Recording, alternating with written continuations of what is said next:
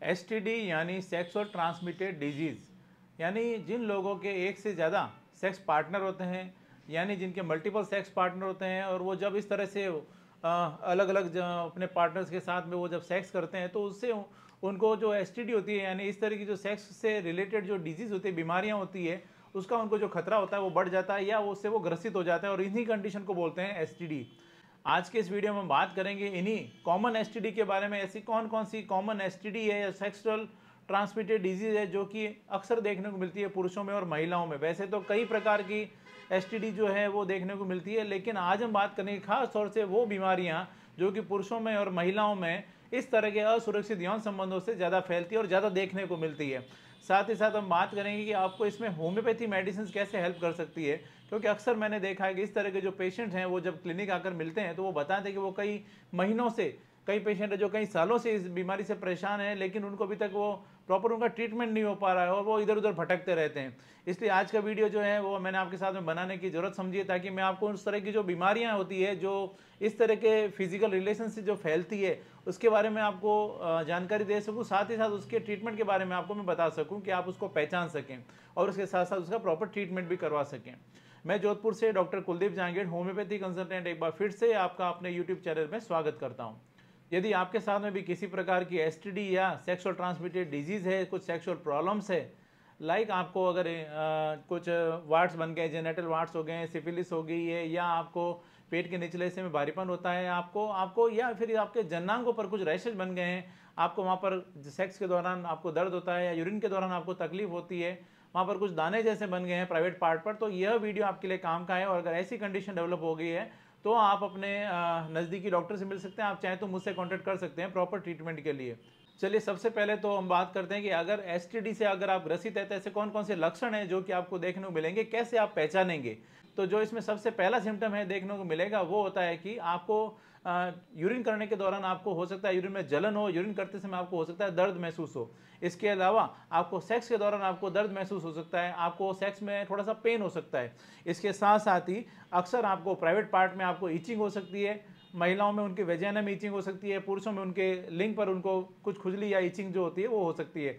इसके अलावा उनके प्राइवेट पार्ट पर, यानी पुरुषों में बात करें तो उनके लिंग के ऊपर उनको लाल लाल दाने जैसे, कुछ रैशेज जैसे महसूस हो सकते हैं, या वहाँ पर कुछ ओवर ग्रोथ हो सकती है, कुछ अल्सर जैसा, कुछ घाव जैसा वहाँ पे देखने को मिल सकता है।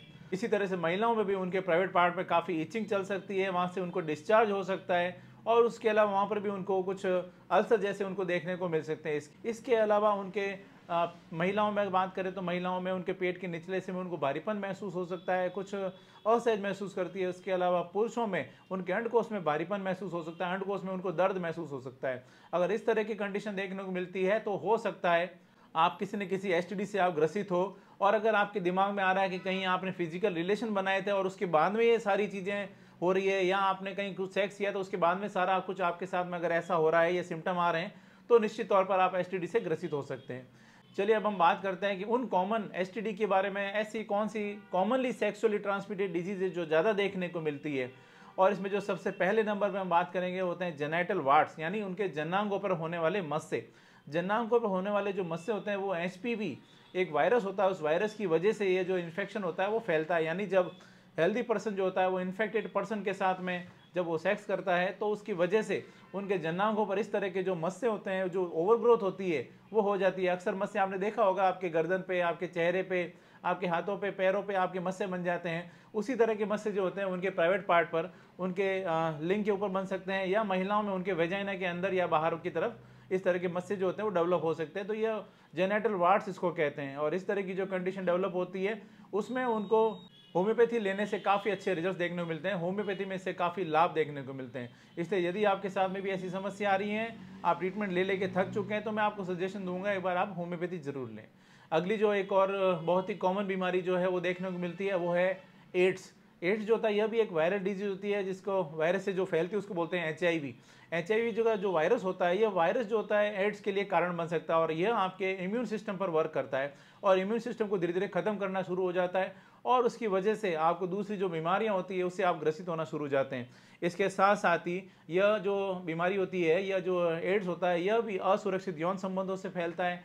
और इन्फेक्टेड पर्सन के जब आप उसके साथ में जो एचआईवी से ग्रसित था उसके आप जब आप सेक्स किया है उसके कारण आपको ये इन्फेक्शन की जो बीमारी होती है, HIV की बीमारी होती है, वो आपको मिल जाती है। और उसके अलावा जब इन्फेक्टेड पर्सन के कोई सिरिंज लगी है और वो आपको भी वो सिरिंज होती है अगर वो यूज़ की गई है, उसकी वजह से भी ऐसा हो सकता है। ब्लड ट्रांसफ्यूजन के द्वारा भी हो सकती है। इसके साथ साथ ही यह जो बीमारी होती है यह प्रेगनेंसी के दौरान बच्चे में और इसके साथ साथ ब्रेस्ट फीडिंग के दौरान भी बच्चे में होने की संभावना रहती है, या जो चांसेस होते हैं वो बढ़ जाते हैं। इसके साथ साथ ही जेनेटल हर्पीज एक और जो STD होती है जो कि बहुत ज़्यादा कॉमनली देखने को मिलती है, और यह भी एक तरह का वायरस होता है जिससे फैलती है। और यह जो जेनेटल हर्पीज होती है इसका जो वायरस होता है उसका नाम होता है HSV वायरस। HSV की 2 स्ट्रेन होती है, HSV1 और HSV2। और यह इस तरह की जो जेनेटल हर्पीज होती है इसमें क्या होता है कि आपके मुंह पर, आप यानी आपके लिप्स के आसपास में, या फिर आपके लिंग के ऊपर, या फिर महिलाओं में वेजाइना पर, या फिर आपके एनस पर, जैसे भी आपने मान लीजिए कोई भी आपने फिजिकल रिलेशन बनाए इन्फेक्टेड पर्सन के साथ में, चाहे आपने ओरल सेक्स किया है या फिर आपने एनल सेक्स किया है या फिर आपने नॉर्मली वेजाइना में सेक्स किया है, तो उसकी वजह से जब आप इन्फेक्टेड पर्सन के कांटेक्ट में आए हैं तो उसके वजह से भी ये वायरस जो होता है, वायरस हेल्दी पर्सन को इन्फेक्टेड कर देता है, और वहाँ पर उनको इस तरह के जो लाल लाल जो रैशेज होते हैं वो रैशेज बन जाते हैं, कुछ दाने जैसे, ब्लिस्टर जैसे बन जाते हैं, और वहाँ पर उनको काफ़ी जलन होती है, काफ़ी दर्द होता है, और वहाँ पर उनको कुछ इचिंग सा भी उनको एहसास होता है। अगर इस तरह की कंडीशन है तो वह इंडिकेट करती है कि कहीं आपको जेनेटल हर्पीज तो नहीं है। और यह जो हर्पीज होता है, अक्सर मैंने देखा है पेशेंट आके बताते हैं कि उनको पहले तो वैसे तो ठीक हो जाता है, लेकिन कुछ समय बाद में रिपीटेड वापस से ये जो इसकी पुनरावृत्ति होती है और ये इसके जो सिम्टम्स होते हैं वापस परेशान उनको करते हैं, इसलिए वो बीमारी से पूरी तरीके से ठीक नहीं हो पा रहे हैं। अगर ऐसी जो कंडीशन है तो मैं आपको सजेशन दूंगा वंस अगेन, एक बार आप होम्योपैथी जरूर लें। होम्योपैथी में इस तरह की कंडीशन को ठीक करने के लिए काफ़ी अच्छी मेडिसिन अवेलेबल होती है जिसके काफ़ी अच्छे रिजल्ट देखने को मिलते हैं। चलिए अब हम अगली डिजीज कंडीशन की बात करते हैं, वो है गोनोरिया। गोनोरिया यह भी एक STD होता है, और गोनोरिया जो होता है यह एक बैक्टीरिया के द्वारा फैलता है जिसको बोलते हैं निसीरिया गोनोरिया। यह जो बैक्टीरिया होता है, यह बैक्टीरिया यह भी इसी तरह से जब आप इन्फेक्टेड पर्सन के साथ में जब आप फिजिकल रिलेशन बनाते हैं, आप सेक्स करते हैं, तो उसकी वजह से आपको यह बीमारी जो होती है हेल्दी पर्सन के अंदर फैल जाती है, और उसके अंदर आपके पेट के निचले हिस्से में आपको भारीपन रहता है, आपको आपके जननांगों से डिस्चार्ज हो सकता है, इसके साथ साथ ही आपको इचिंग हो सकती है, आपको यूरिन करने में आपको तकलीफ हो सकती है, यूरिन में आपको दिक्कत आ सकती है। इसके अलावा पुरुषों के अंदर क्या होता है कि उनके जननांग से डिस्चार्ज होता है, साथ ही साथ उनके अंडकोश में, उनके खास तौर से उनके जो अंडकोश में भारीपन या उनको दर्द महसूस हो सकता है। महिलाओं में सेक्स के दौरान और उनको यूरिन के दौरान उनको तकलीफ हो सकती है, उनको दर्द हो सकता है। इस तरह के कॉमन सिम्टम्स होते हैं जो कि गोनोरिया में देखने को मिलते हैं। इसके साथ साथ ही यह जो जैसे मैंने बताया था, जो मल्टीपल सेक्स पार्टनर होते हैं जिनके साथ में यह इस तरह की बीमारी से ग्रसित होने के चांसेस ज़्यादा होते हैं। उसके अलावा भी जब डिलीवरी होती है तो अगर इन्फेक्टेड महिला है तो उसकी वजह से बच्चे में भी ये जो बीमारी होती है उसके आने की संभावनाएं होती है। दोस्तों यह तो बात होगी गोनोरिया की। अब हम बात करते हैं अगली STD जो कि अगेन बहुत ज़्यादा कॉमनली देखने को मिलती है, और वो है सिफिलिस। सिफिलिस जो होती है यह भी एक बैक्टीरिया होता है जिसको बोलते हैं ट्रिपोनोमा पैलेडम। ट्रिपोनोमा पैलेडम जो बैक्टीरिया होता है उसके वजह से फैलती है। जब आप इस तरह के जो पर्सन जिसके साथ में ये इन्फेक्शन हो रखा है उसके साथ जब आप रिलेशन बनाते हैं, उसकी वजह से हेल्दी पर्सन के अंदर भी यह जो बीमारी होती है वो आ जाती है।